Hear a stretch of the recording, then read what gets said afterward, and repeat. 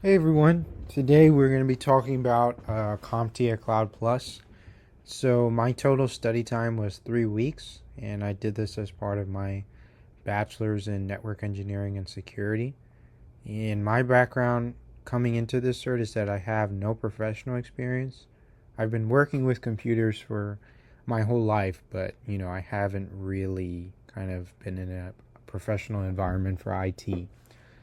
Some certs I had that um, some certifications that I've had before I started prepping for this exam were the A plus, Core 1 and Core 2, so just A plus, LPI Linux Essentials, ISC Squared Certified in Cybersecurity.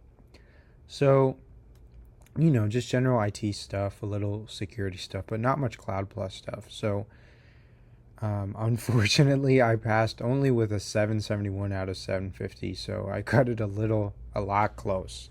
I passed with 30 minutes left on the clock, so I didn't use all the time that I could have.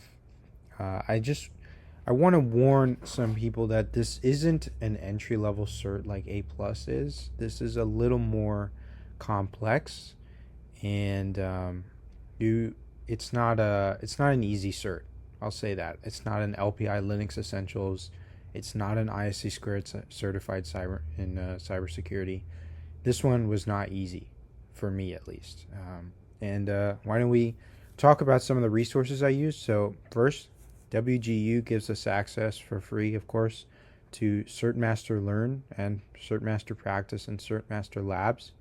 So if you look at my previous videos, you'll see that I didn't really mention CertMaster Labs for A+, but I would use it for Cloud Plus because it gives you some of these abstract concepts. It gives you hands-on experience with configuring some cloud services in AWS, which is really helpful to say the least in terms of learning the material and the concepts.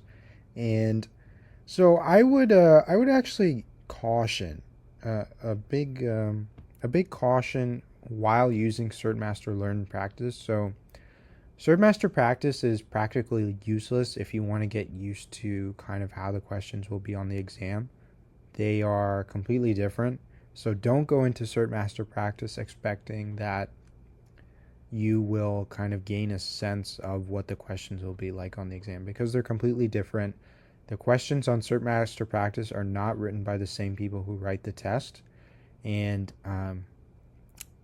so if you are going to do CertMaster Practice, you need to have the right state of mind, which is, okay, I'm going to do these questions so I make sure I actually know the concepts rather than I'm going to do these questions because I want to see how the questions will be like on the test.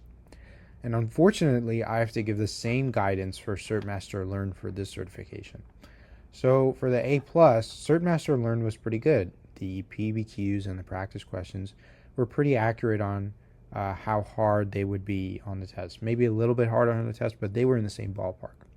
For Cloud Plus, the practice questions on CertMaster Learn were pretty different, as well as the PBQs. They were pretty different than what was on the exam.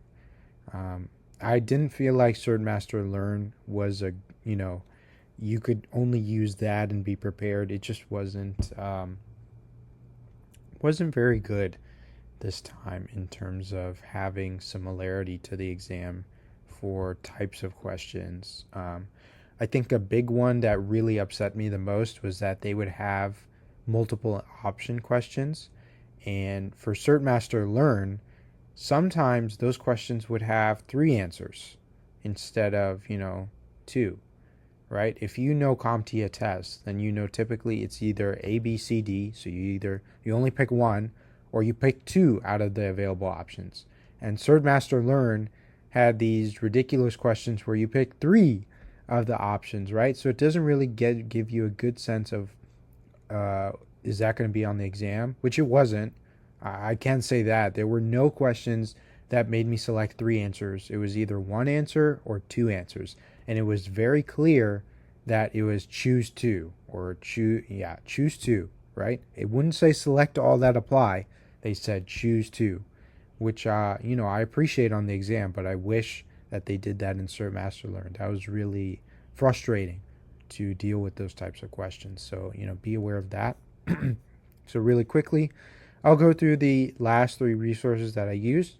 So IT Pro TV's course, I'm sure that if you've looked on the Reddit's subreddits for Cloud Plus studying, you'll come across this IT Pro TV course on LinkedIn Learning, which is completely free if you're in WGU, or if you have a public library that's kind of big enough. I've seen that some smaller libraries don't have subscriptions to LinkedIn Learning. You can get it for free through your library. And then for us WGU students, total Udemy Business through WGU is free. So I use the Total Seminars Cloud Plus videos to kind of drill down some of the concepts that I wasn't familiar with, because I just can't read all of the, paragraph slop that is in CertMaster Learn, right? There's no line spacing.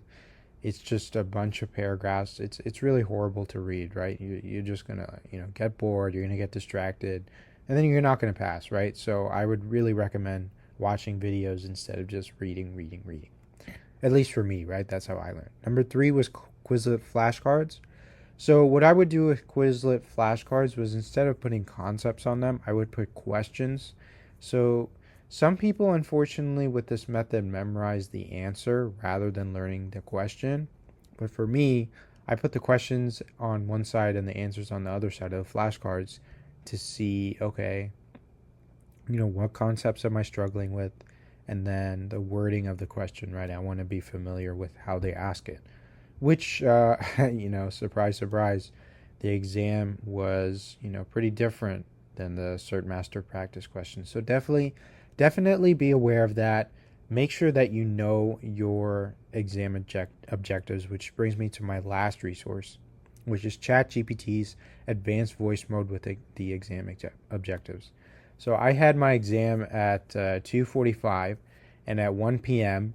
I I downloaded the PDF of CompTIA's exam, Cloud Plus's exam objectives, and I went through every single one, all of the little bullet points, and I put a red X next to the ones that I was unfamiliar with.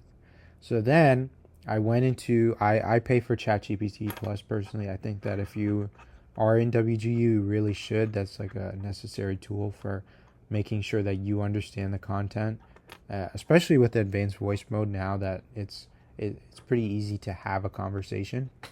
So what I did with the exam objectives was that I put a red X next to all the topics that I wasn't like 100% sure on, right? Or if I didn't even know at all.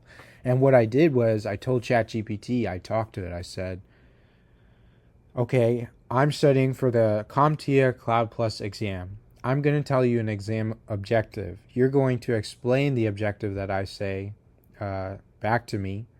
So you're going to explain the objective like I'm 15, right? Because you don't want it to use all the jargon or just random stuff. So I said, explain that concept to me like I'm 15, then ask me a hard multiple choice question on that exam objective to make sure that I understand what you said. I understand the concept. So I did this for all the exam objectives right before the exam, and I think that was the difference between me passing and me failing, right? Because I passed with such a low margin. So ChatGPT's advanced voice mode is really helpful. I think you get 15 minutes for free per month. That's a pretty low limit. I honestly used about an hour. I just talked to it about all the objectives that I wasn't 100% sure on. And the best part is that if you zone out like I do, I get distracted a lot. I zone out a lot. You can just ask it to repeat itself again and again and again and again. And it's not going to get annoyed or irritated because it's not human, right? So I think that was really the difference that allowed me to pass the exam. So overall, don't underestimate this exam. It can get pretty hard. The study material isn't the best, so you're going to have to make sure that you really know what the concepts are, or you're good at you're good with using heuristics from multiple choice questions, right? So that's it for Cloud Plus. Good luck. If you have any questions, please leave them in the comments. Thanks for watching.